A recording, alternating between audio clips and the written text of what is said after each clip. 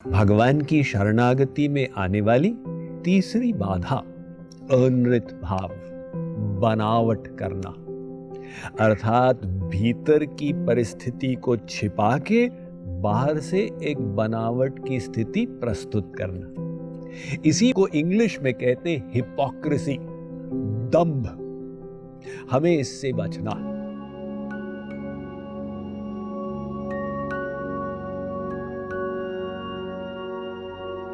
विभीषण की शरणागति से शिक्षा लें। विभीषण जब लंका त्याग कर भगवान राम की शरण में आ रहा था, सबसे पहले आपत्ति सुग्रीव ने खड़ी की। उसने कहा भगवान से, महाराज जानते हैं कौन आ रहा है? राम ने कहा कौन? आपके शत्रु का भाई विभीषण। अब भगवान राम अंतर्यामी हैं। वे जानते थे विभीषण क्या सोच सोच कर, कितने प्रेम दैन्य भाव से युक्त वहां पर पहुंच रहा है। किंतु सुग्रीव ने एक प्रश्न खड़ा कर दिया, और सुग्रीव भगवान का मित्र है। तो भगवान मर्यादा पुरुषोत्तम है, मित्रता की मर्यादा का पालन करना। उन्होंने कहा सुग्रीव, तेरी राय में हमें विभीषण के प्रति कौन सी नीति अपनानी चाहिए? सुग्रीव ने कहा महाराज मुझसे पूछते हैं। जानी न जाई निशाचर माया, काम रूप के ही कारण आया। भेद हमार लेन साठ आवा, राखिय बांधी मोही अस भावा। इस राक्षस पर किंचित भी विश्वास न करे, इसको रस्सी से बांधकर कोठरे में बंद कर दे।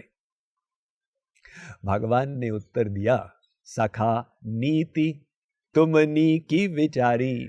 अरे मेरे प्यारे सखा, तुमने जो पॉलिसी सजेस्ट की है ये बढ़िया तो है, किंतु मम पन शरणागत भयहारी। तुम्हारी पॉलिसी संसार के लिए है और मेरी प्रतिज्ञा है शरणापन की रक्षा करना। तो भगवान ने जब कहा, सुग्रीव गया और विभीषण को लेकर आ गया। अब दूर से विभीषण ने देखा राम और लखन को। दूर ही ते देखे द्वहु भ्राता, नयनानंद दान कै दाता। बहुरी राम छवि धाम विलोकी, रहे ठिठकी एक टक पल रोकी। नयन नीर पुलकित अति गाता, मन धरी धीर कही मृदु बाता। विभीषण को प्रेम का आवेश आ गया, रोमांचित हो गया, उसका शरीर कांपने लगा, रोंगटे खड़े हो गए और आंखों से अश्रु प्रवाहित होने लगे। काफी देर तक विभीषण इस भाव विह्वल अवस्था में रहा। पश्चात उसने भाव को कंट्रोल किया तो भगवान के सामने आया। अब उसने प्रथम वाक्य क्या कहा, यह अत्यंत विचारणीय है। नाथ दसानन कर मैं भ्राता। महाराज, जिस रावण को आप मारने आए हैं, जिसने जगत जननी सीता का हरण किया, मैं उसका भाई हूं। मेरी पात्रता पर विचार कर लीजिए। अरे भाई ठीक है, अगर एक भाई खराब है इसका मतलब ये थोड़ी कि दूसरा भाई भी खराब हो। अरे नहीं महाराज, और सुनिए, निशिचर वंश जन्म सुर त्राता। मेरा जन्म राक्षस कुल में हुआ है और आप देवताओं के रक्षक हैं। तो कोई बात नहीं, राक्षस कुल में जन्म तो प्रहलाद का भी हुआ था। भगवान उसके लिए अवतार लिए, नृसिंह अवतार। नहीं नहीं महाराज, प्रहलाद में और मुझ में बहुत बड़ा अंतर है। सहज पाप प्रिय तामस देहा, जथा उलू कहीं तम पर नेहा। मेरा तामसी शरीर है और जीवन भर मैंने पाप किया। तो फिर यहां आए क्यों हो? एक कारण से महाराज, श्रवण सुयश सुनी आए हूं, प्रभु भंजन भव भीर। मैंने आपका सुयश सुना, हनुमान जी ने सुना दिया कि आप शरणागत वत्सल हैं, इसलिए मैं आया हूं महाराज। त्राही त्राही आरत हरन सरन सुखद रघुवीर। अब आप चाहे तो मुझे अपनाएं, चाहे तो ठुकरा दें, ये आपकी इच्छा। तो वो सुग्रीव जो कह रहा था कि विभीषण को बंदी बना दो, उसने विभीषण की उच्च अवस्था को देखा और लज्जित होने लगा कि कहां मैं और कहां ये विभीषण। इसने दूर से प्रभु के दर्शन किए और भाव विभोर हो गया। सुग्रीव को याद आया जब उसने प्रथम बार राम के दर्शन किए थे। वो ऋष्यमुख पर्वत पर रहता था, राम लक्ष्मण वहां से गुजर रहे थे, उसकी दृष्टि गई और वो चौंक गया, है ये कौन है? हनुमान जी ने कहा पता नहीं, जाओ पता लगाओ, कहीं बाली के आदमी तो नहीं। हनुमान जी ने जाकर पता लगाया और वापस आकर रिपोर्ट दी, राम लक्ष्मण भगवान है। तो भी सुग्रीव ने विश्वास नहीं किया, भगवान की परीक्षा ली, और जब परीक्षा में स्पष्ट हो गया ये बाली को मार सकते हैं, तो बाली बधम इन भई परती थी, अपने स्वार्थ के लिए भगवान से संबंध जोड़ा।